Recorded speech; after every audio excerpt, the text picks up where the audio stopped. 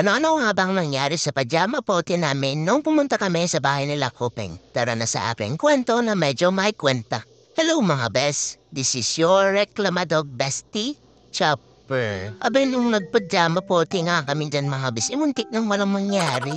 E paano imbis na maglaro kami mga bes, yung mga magulang namin yung naglaro? And take note parang mahigit 8 oras silang dire-diretso ang naglaro ng ganyan. At ang finally nakita nilang madilim na sa labas mga bis, naisip nilang, ay hindi pa pala kami nagbanding-banding. Abay tumigil pa kayo, maglaro pa kayo, oy. Abay may pagduro pa yan siya nalalaman. Damo tong si mami after mabusog sa pizza ay may pautos-utos pang stay para magpicture kami. Ay hindi pwedeng ako lang yung asar, galitin ko nga. Maski nga si paring Kuping ko nga dito ay banas na din kaya ayan at nang asar na din siya. Kung napanood nyo ngayon na unang video kong mga bese, nasabi ko na nga sa inyo na ang kinakaldagan lang dati ni Kuping ay puro mga lalaking dogs. Pero naturete nga siya mga bisong nakita niya yung kapatid kong si Kaide. Ganyan ka pala biskuping at mahilig ka sa mga malalonsa. Uy, huwag yan na din akong tanungin kung bakit pajama pote ang tawag pero wala kaming pajama o salawal. Pero kita niyo naman at matchi-matchi kami ng sleepwear. Ang hidden agenda nga atin for today's video ay ipasawa si Kaide. But as you can see mga bisin, nagmamaganda nga itong si Bakekang. Kaya pati si biskuping ko ay nahihirapan. Ano na, Beskuping? Teka lang at tatalikod ako, lapitan mo ha. Patid ko na pretty, laro kayo ni Kuping dun dali.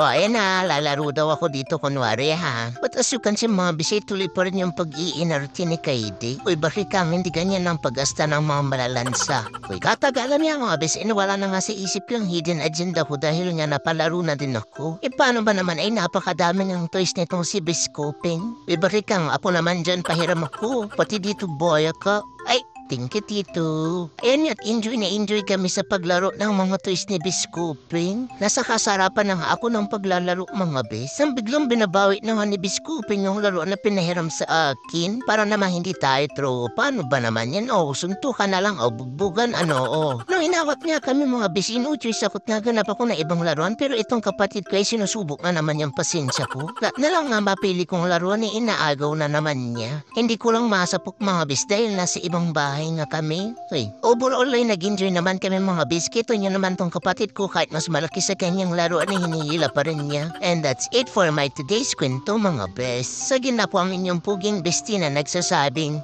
ingat kayo lagi and spread positivity.